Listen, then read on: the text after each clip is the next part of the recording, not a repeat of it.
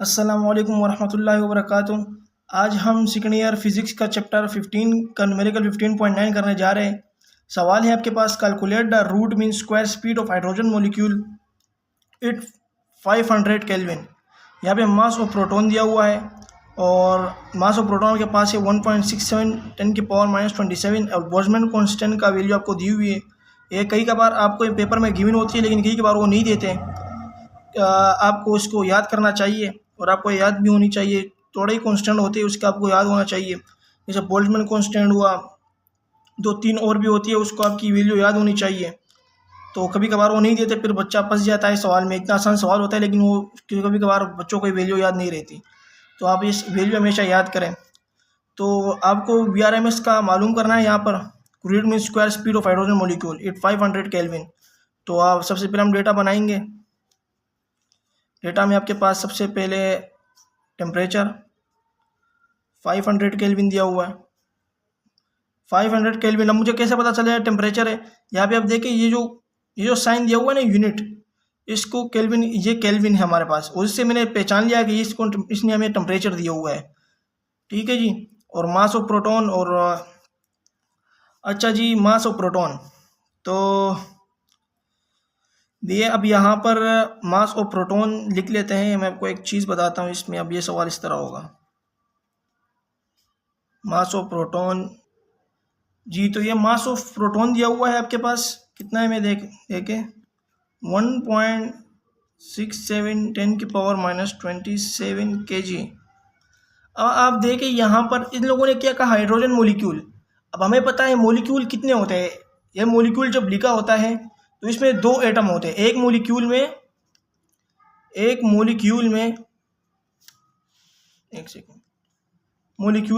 2 atom होते हैं।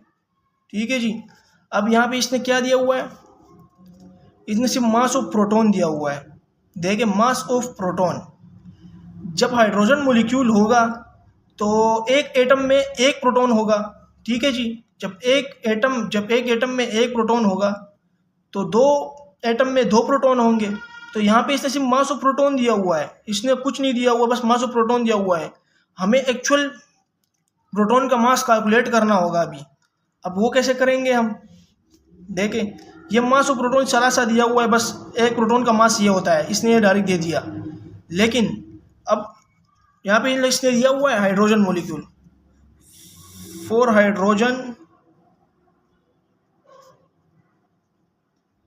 Molecule, mass of proton is 2। अब ये क्या करना है, 2m। ठीक है जी, 2m। अब यहाँ पे 2 मल्टीप्लाई बाई, अब मास क्या था हमारे पास, मास ऑफ प्रोटॉन 2mp, इस तरह लिखते हैं। अब मास ऑफ प्रोटॉन क्या था, 1.67 10 की पावर -27। ठीक है जी। अगर आपको समझ नहीं, मैं दोबारा आपको समझा दूंगा। 1.67 मल्टीप्लाई 10 की पावर -27, यह भी क्या है, 3.34 में 10 की पावर -27। ठीक है जी, kg। देख, मैं आपको फिर समझा रहा हूँ। इसने यहाँ पे सादा सा मास ऑफ प्रोटॉन दिया हुआ है। ठीक है जी। एक मास का प्रोटॉन, एक प्रोटॉन का मास जो होता है, जो बस ये न्यूमेरिकल वैल्यू है, मास ऑफ प्रोटॉन, एक प्रोटॉन का मास जो है वो 1.67 10 की पावर -27 के बराबर होती है। अब इसने हमें दिया हुआ है हाइड्रोजन मॉलिक्यूल। अब मॉलिक्यूल से मुराद क्या है हमारे पास? मॉलिक्यूल से मुराद हमारे पास 2 एटम है। मॉलिक्यूल से मुराद 2 एटम मिलके, जब 2 एटम जब मिलते हैं एक साथ, 2 एटम जब 2 एटम मिलते हैं, 2 एटम, तो एक मॉलिक्यूल बनता है। ठीक है जी, एक मॉलिक्यूल बनता है। तो अच्छा, आप इसमें देखिए, एटम को देखो, एटम, जब एटम को आप यहाँ पे देखेंगे तो आप इस एटम को देखो, इसमें कितने प्रोटॉन है? एक एटम में एक प्रोटॉन होगा। ठीक है जी। हाइड्रोजन का है, हाइड्रोजन मॉलिक्यूल इसने कहा, हाइड्रोजन। ठीक है, या मतलब यहाँ पे 2 हाइड्रोजन एटम है, ये 2 हाइड्रोजन एटम है। तो एक हाइड्रोजन में एक प्रोटॉन होता है और एक इलेक्ट्रॉन होता है। तो अब 2 एटम है यहाँ पर हाइड्रोजन के। अब एक एटम में एक प्रोटॉन होता है, तो यहाँ पे 2 एटम है, तो 2 एटम में कितने प्रोटॉन होंगे? 2 प्रोटॉन। ठीक है जी। और इसने मॉलिक्यूल का दिया हुआ है, तो मॉलिक्यूल मतलब 2 प्रोटॉन हुए हमारे पास। तो हमने इसको 2 के साथ मल्टीप्लाई किया तो हमें एक्चुअल मास मिल गया हाइड्रोजन मोलिक्यूल का। तो ये क्या है हमारे पास 3.34 10 की पावर -27। अच्छा जी, अब हम बोल्ट्जमैन कांस्टेंट भी आप लिखेंगे 1.38 मल्टीप्लाई बाय 10 की पावर 23 जूल पर मॉलिक्यूल। ठीक है जी, अब ये भी हो गया। अब हमारे पास सोल्यूशन लिखेंगे। हमारे पास VRMS का जो फार्मूला होता है √3kT/m, ये मास है यहाँ पर, सही है, मास। अच्छा जी, ये फार्मूला लिख दिया। अब VRMS जो जो वैल्यू हुई है आप उसको फुट करें। ये जो बोल्ट्जमैन कांस्टेंट 1.38 मल्टीप्लाई बाय 10 की पावर -23 मल्टीप्लाई बाय टेम्परेचर हमारे पास 500 केल्विन है, ये देखें। ठीक है जी,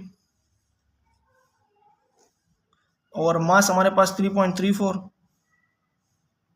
मल्टीप्लाई बाय 10 की पावर -27। अच्छा जी, अब इसको करते हैं हम।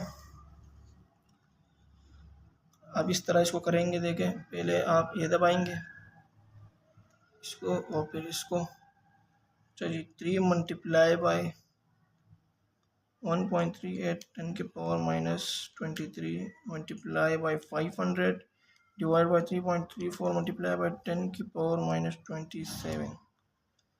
तो ये आंसर आपके पास है 2489। मैं एक बार देख भी लेता हूँ कि आंसर हमारे पास है 2489.4, बिल्कुल करेक्ट आंसर है हमारे पास।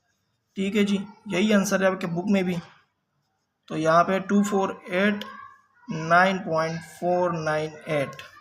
ठीक है जी, और ये मीटर पर सेकेंड, क्योंकि ये स्पीड का जो यूनिट होता है वो मीटर पर सेकेंड होता है। आप ये लाजमी याद रखें कि आपने यूनिट हमेशा लगाना होता है। आपने अगर यूनिट नहीं लगाया तो आपके आधे नंबर तो गए न्यूमेरिकल के। आप हमेशा यूनिट लगाएं। अगर आपने नहीं लगाए तो आपके आधे नंबर तो वैसे ही गए। तो आप हमेशा यूनिट लगाएं।